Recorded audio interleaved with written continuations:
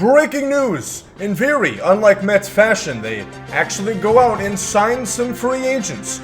We'll have to see if also, unlike Mets fashion, they translate that to wins this season. They're just exploding, spewing, one signing after another. They're going to be shooting blanks here pretty soon. Big roundup for baseball news. Coming now. So it started this morning, but we're going to start this video as of the last 5 minutes, where we had Jon Heyman alert us that Starling Marte has signed with the New York Metropolitans 4 years, $78 million. This is coming off of them having two other big signings of the day, All-Star from 2021 and, another very quality piece that we'll get to in just a second. But Starling Marte, one of the top free agents off the board. The best one that we've seen, him and Thor, both one leaving the Mets, one going to the Mets. Interesting enough. The hot stove is fucking scorching right now. Let's talk a bit about Starling Marte. He was a guy I was very intrigued to see where he would go this offseason. There was ties with potentially the Phillies, the Astros, the Mets, a lot of teams. The Marlins were interested in bringing him back, but ultimately he is going to go to New York. And what did he do last year? Well, he was fantastic across Miami and Oakland after being sent there during the trade deadline. He had a 132 OPS plus, a total WAR of 4.7 across those two teams. Still 47 bases, 25 of those coming in 56 games in Oakland, and just got caught twice. He brings a lot to the table at 33 years of age. That's the one caveat to this right here, and why he didn't draw as much or didn't get as long of a contract as he might have otherwise. And while I think his days in center field are limited, he is still going to be a very good baseball player throughout these 4 years, and he's staying at this same all-star type level, despite only being an all-star once in 2016 with the Pittsburgh Pirates. He brings a lot to the table, as I mentioned. He hit over 300 on the year, which, batting average doesn't mean a whole lot, but it is cool to say that you hit over 300. And on base at 383. Not a power guy, but again, he gets a single, 47 stolen bases. A bit of a lost art in baseball these days. That can easily turn it into a double. So essentially an extra base hit. I love this signing right here with him and Mark Canha, which we'll talk about in a few minutes here. Seems likely Michael Conforto is not going to be coming back to the Mets, which I kind of gauged that already. I, sort of didn't really think that was going to be a mutual agreement made. And I think it's a great fit. They need some more offense. He's not going to bring you a ton defensively, but I probably do see him playing center field. Of course, Kevin Pillar is a free agent, so I don't know if he's going to be coming back or what they have planned on, because Jeff McNeil can play over there if they get Baez back, which he's had rumors, which we'll talk about. A lot of playing pieces, but I love Starling Marte at $78 million for 4 years, so about 20 mil AAV. But I do like it. Mets got a great signing right here. This one, Eduardo Escobar. This was the first of which today happened. And this is $20 million for 2 years. So very short contract, very low risk, and pretty low pay. $10 million for a third or utility guy, really, Eduardo Escobar is. And he is also a quite good player as well. I'm a big fan of his game. As a Minnesotan, it drove me to tears when we traded him for essentially nothing to Arizona when he was having a very good season. But looking at Eduardo Escobar's 2021 year, of course, he got traded as well from Arizona to Milwaukee. He had a 109 OPS plus, a 2.4 WAR across those two teams respectively, 28 home runs.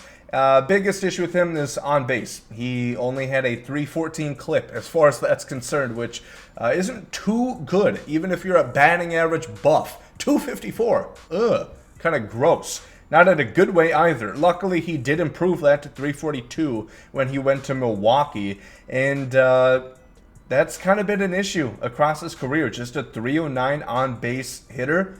He is technically below average, and he was a late bloomer. He didn't really break out until about 2017 for the Twins, and then, of course, ended up going to the D-backs in the trade deadline 2018.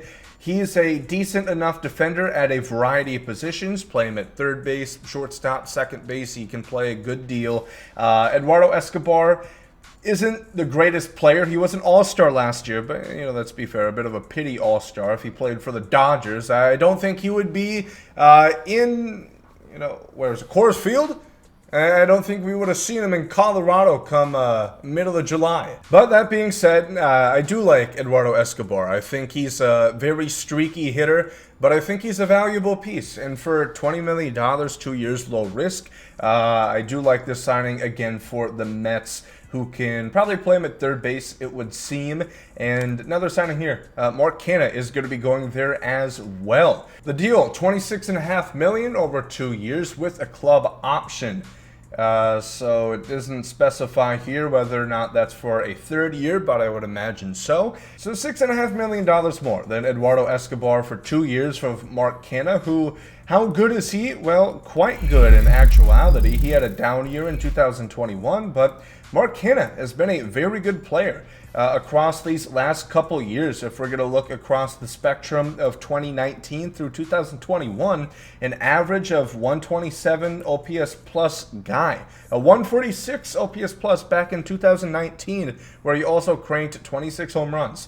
So he is going to be 33 coming into this next year, 2-year deal. So again, that's the big thing. It's not too big of an issue. If he was going to implode tomorrow and, you know, play at I guess 2021 Cody Bellinger level, it's not going to be the end of the world.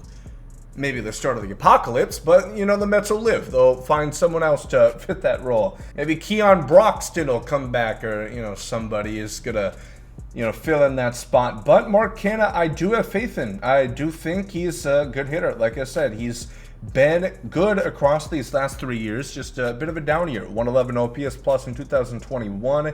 He had a WAR of 2.5. So yeah, another quite valuable piece there for the New York Mets. 3 signings in 1 day. And I really like what I see from them. 2 outfielders and Eduardo Escobar, an infielder that they bring into the team.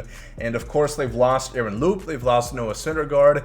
And, you know, we'll have to see what happens with Javier Baez. A lot of players, free agents for them. Conforto as well. Stroman. So a lot of moving parts going forward. DeGrom, is he going to be healthy? All of this is going to play into, you know, are these signings going to make the difference to get them over a team like the Braves for the National League East next year?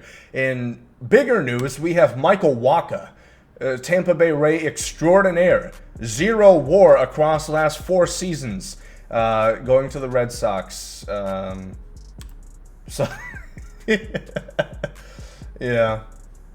Yeah, you're right, man. He is pretty good. 5.05 ERA, does play. I'm sure his Sierra is fan-fucking-tastic. So, yeah, that's a big splash there. Michael Wacha looks to be the Erod replacement. So, you know, he'll be getting some big innings for the Bo Sox up there. You know, playing him down a little bit too much. Yes and no. I was not a fan of him on my Rays last year. But I do look forward to facing him as an in-division rival. So that's all the signings that we have today. I do want to talk briefly about Javier Baez because some more news have been brought out about him.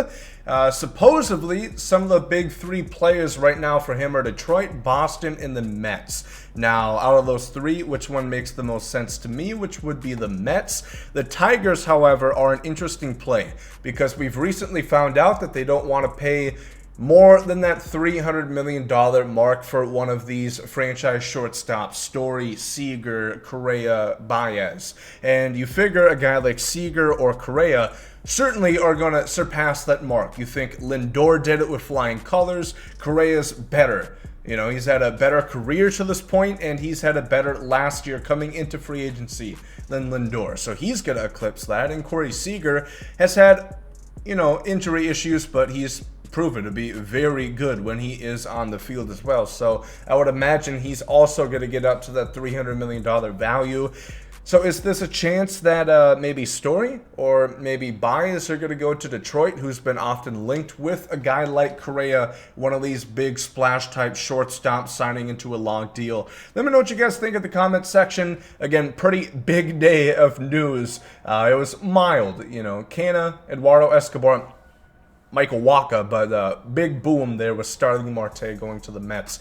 And hopefully more to come in the coming days. So for agency, follow the channel, leave a like if you guys enjoy, and thank you all for watching. Hope you guys have a great day. There goes some out. Yeet.